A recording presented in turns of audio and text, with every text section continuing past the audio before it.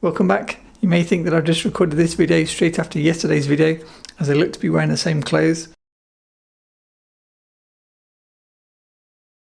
Hi, welcome back. Today we're talking Barnack cameras. If you've ever been tempted by these small and very beautiful Leica cameras, stay tuned. Hello, Matt here from MrLeica.com. This is a quick unscripted video just to try to warn you guys of some of the perhaps negatives of the Leica Barnack cameras, which I've never really spoken about before. So if you're a regular viewer of this channel, you know I've done quite a few videos now on the Leica Barnack cameras.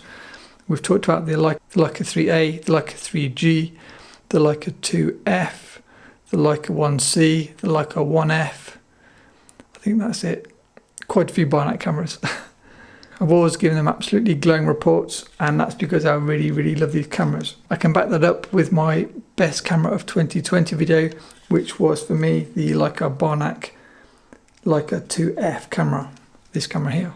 So why am I making this video if these cameras are so amazing and everybody should get one? I guess you need to bear in mind that some of these cameras were made in the 1930s. What's that, nearly 90 years old, some of these cameras, 80 to 90 years old. Some of them are made in the 1950s, such as the 2F here. That's quite old for a film camera, and you have no idea when you buy a camera on eBay what history that camera has had. You may be very lucky and it's had one careful owner that's shot one roll of film in it every so often to keep it kind of moving, but equally not kind of wear out any of the parts, and it's never had any drops and it's been really well looked after. That's one very lucky example.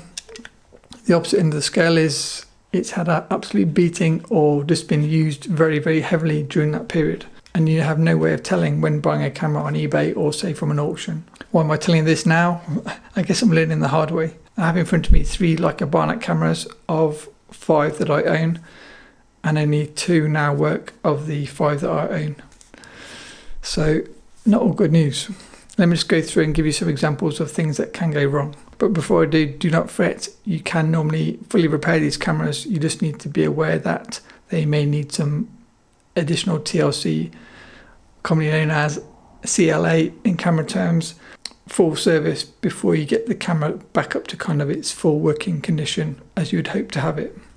So first up, the Leica 3A. This is the first Leica film camera that I bought, and the shutter does not work or is not accurate. I think at anything over 1/100th of a second, you get the shutter kind of halfway across your photo.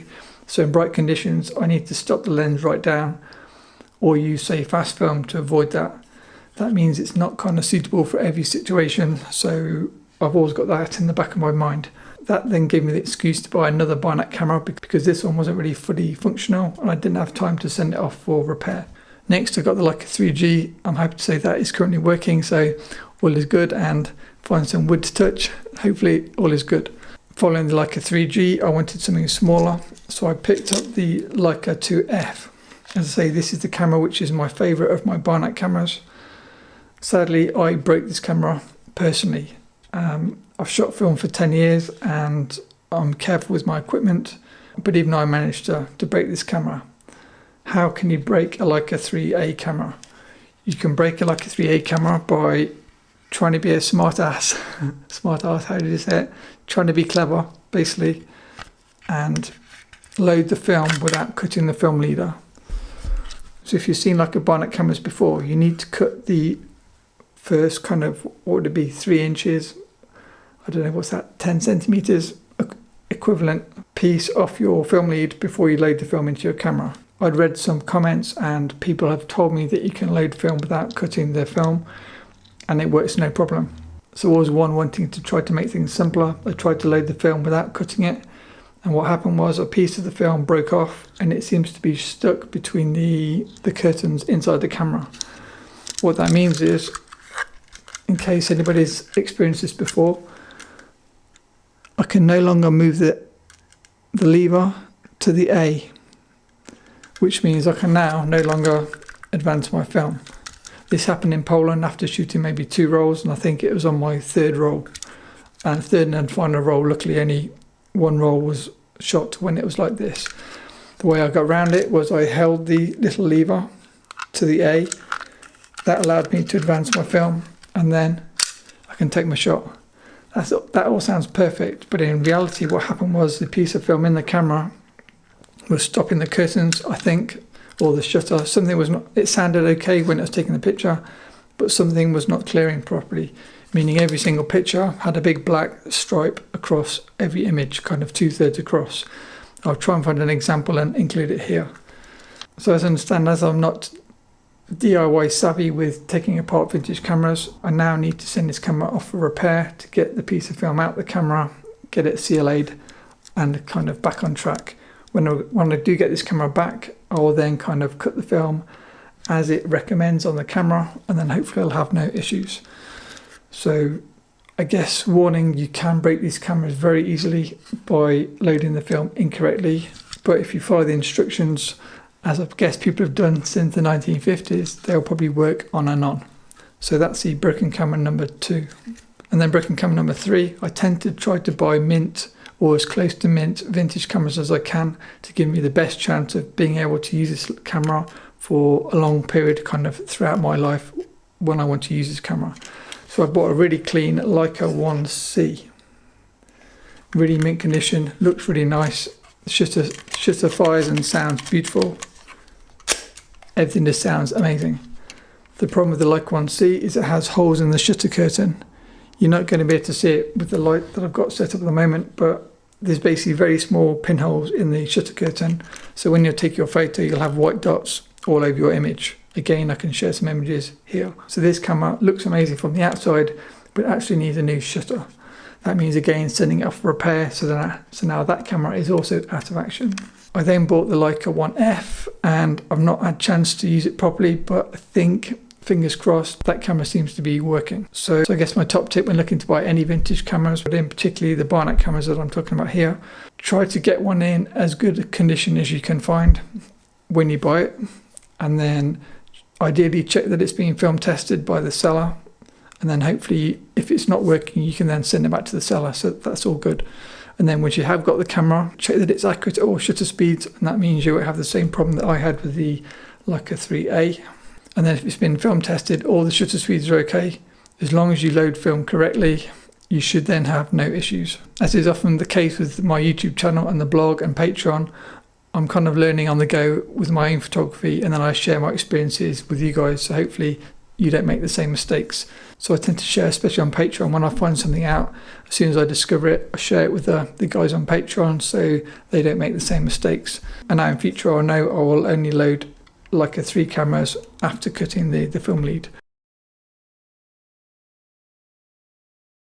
So is there an alternative? Yes, the alternative is perhaps something like the Fed 2 or any cheap Soviet camera. The Fed 2 in this example would do exactly the same as my much loved Leica 2F, but actually even better, you could say. It's a heavier camera, it's a bulkier camera, it's not quite as well made, but it does have a combined viewfinder and rangefinder. If you ever want me to do a full review of this camera, let me know in the description below, and I'll try and shoot more example photos so I have some more images to show you guys. But I have used this camera, bought in Ukraine while visiting Ukraine, so not an online buyer. I actually bought it from an antique shop roughly 9-10 years ago perhaps, in a village in Ukraine. This is just one example of what you can use as an alternative to a Leica Barnack camera. Both of these cameras are the same Leica screw mount. So if you enjoy Leica screw mount lenses and you don't want a camera as old as a Barnack camera, you could even get something like the Voigtlander Bessa R. I don't have it to hand, but I can link the Voigtlander Bessa R video below. And also if you want a modern alternative to a Leica 1C or Leica 1F, definitely check out the Voigtlander Bessa L video. Again, I can link that below. They are modern cameras giving you exactly the same kind of photo opportunities, but often more opportunities. Because they're newer, they have more built-in features. So for example, the Bessa L has built-in light meter, the Voigtlander Bessa R has a built-in light meter.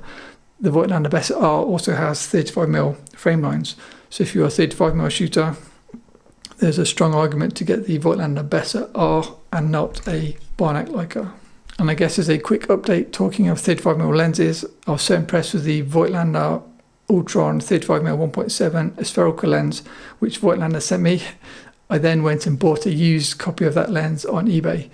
So my 35mm setup for 2021 in terms of film photography for a fast 35mm lens is going to be my Leica M2 or perhaps my Voigtlander Bessa T. Both of those are like M mount cameras, and I'll use my 35mm Ultron lens.